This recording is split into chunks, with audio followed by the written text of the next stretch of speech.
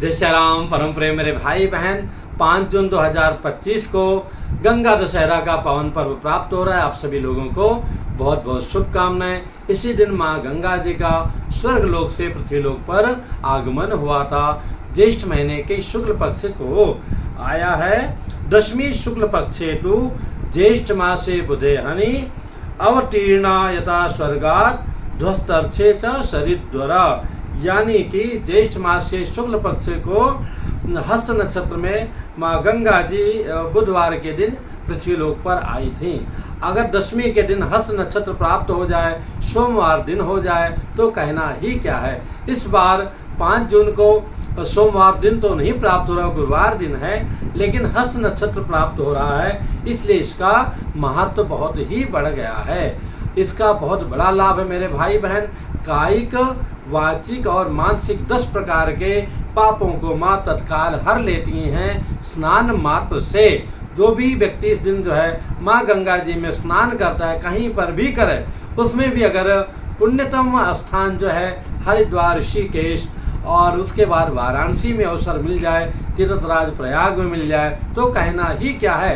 अथवा कहीं पर भी माँ गंगा में जो व्यक्ति स्नान करेगा उसके जो है 10 प्रकार से पापों से तत्काल मुक्ति मिल जाएगी। इसी दिन जो है भगवान जलाशय राम स्वरूप प्रतिष्ठा, जलाशय की निर्माण की प्रतिष्ठा, अथवा जो है भगवान किसी भी देव का जो है मूर्ति का स्थापन करना हो, प्राण प्रतिष्ठा करना हो, नया वाहन खरीदना हो, चौल मतलब यानी कि मुंडन संस्कार कराना हो, नवा अन्न भक्षण करना हो, शिल्प विद्या इत्यादि का शुभारंभ करना हो, मतलब लगभग सभी कार्यों के लिए बहुत ही अकाट्य उत्तम मुहूर्त है गंगा दशहरा, यानी कि 5 जून को।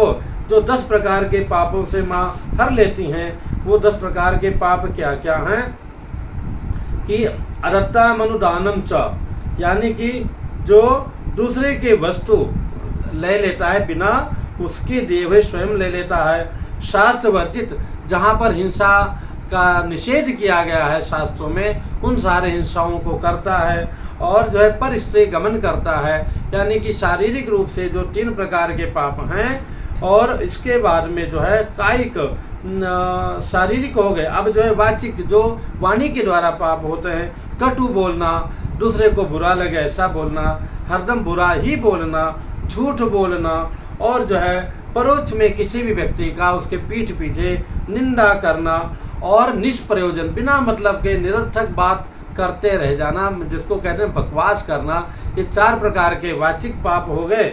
और इसके बाद में दूसरे का द्रव्य, मानसिक रूप से जो 3 पाप हैं, 3 शारीरिक हो गए, यानी कि बिना दिए दूसरे के वस्तु को लेना, हिंसा करना, दूसरी स्त्री के साथ अथवा पुरुष के साथ में अनावश्यक संबंध करना, और 4 जो है जो वाणी के द्वारा होता है, कटु बोलना, तीखा बोलना, झूठ बोलना, और किसी के पीठ पीछे निंदा करना, और बिना मतलब की बात करना।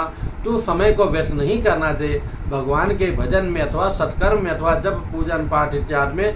अथवा आजकल तो आप अच्छा है कि यूट्यूब में भी तमाम सारे अच्छे संतों के प्रवचन, उनको सुन करके आप व्यतीत कर सकते हैं। तो 7 हो गया। और जो तीसरा जो है एक कायिक हो गया, और उसके बाद में वाचिक हो गया, वाणी के द्वारा हो गया, और जो है मानसिक हो गया, मन के द्वारा विचार करना कि अन्याय से हम किसी का द्रव्य कैसे हरण कर लें, अथवा दूसरे का बुरा कैसे हो इसका चिंतन करना, और नास्तिक बुद्धि रखना, हर चीज़ में डॉट मतलब कमियां ढूंढना, ईश्वर को, माता पिता को कि तुमने हमारे लिए क्या किया, हम तो ऐसे हमारा जन्म हो गया, तुमने क्या किया, तुम नहीं, मतलब 50 तरह के बच्चे आजकल बात करते हैं। तो अब भगवान से क्या होता है, मतलब नास्तिक बुद्धि रखना, जहाँ से हमारा कल्याण होना है उनको भी जो है बुरी नज़र से देखना, उसमें भी जो है बुराई ढूंढना। और आज के दृष्टि में देखें तो कि जो लोग बच्चे नशा के आदी बन गए, चाहे शराब पिए, सिगरेट पिए, कुछ पिए, बोले कि इससे क्या होता है। तो इस प्रकार से समस्त पापों से मुक्ति मिलती है। भगवान की बहुत बड़ी कृपा होती है। इस दिन हमें जो भी अन्न दान करें और जो भी वस्तु दान करें, 10 वस्तु को कम से कम 10-10 दान करना चाहिए। इतना नहीं कर सकते तो एक ही व्यक्ति को मान लिया फल दिया तो 10 फल दे दिया भैया, दक्षिणा 10 रूप में दे दिया। लेकिन जो अनाज देंगे वो कम से कम 16 मुट्ठी तिल उस दिन जो है दान में उन्हें ब्राह्मणों को, अच्छे ब्राह्मणों को, और जो अवश्य देना चाहिए, अथवा जो का जो सत्तू है वो उसका दान कर देना चाहिए। बाकी सामग्री में मिठाई हो गया, दिया हो गया, और तांबूल हो गया, और दक्षिणा हो गई।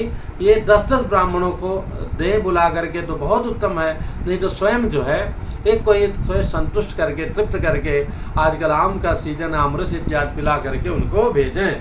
और नदी किनारे जाकर के पूजन इत्यादि का विधि है, तो कहीं भी जाएं, नदी किनारे जाएं, पहले गंगा मैया को प्रणाम करें कि माँ, आज पावन दिवस में अपने पूर्वजों के साथ में अपने कल्याण के लिए मैं स्नान करने जा रहा हूँ, स्नान करें, और उसके बाद पितरों को जल दें, सूर्य भगवान को जल अर्पण करें, और वहाँ पर जो है पूजन करके और जो है दान इत्यादि कर लें। इतना भी कर लें तो बहुत है, बाकी विधियाँ बहुत सारी है। पुनः मिलूंगा एक नई जानकारी के साथ में, इसकी कथा भी शीघ्र सुनाऊंगा। जय सिया राम।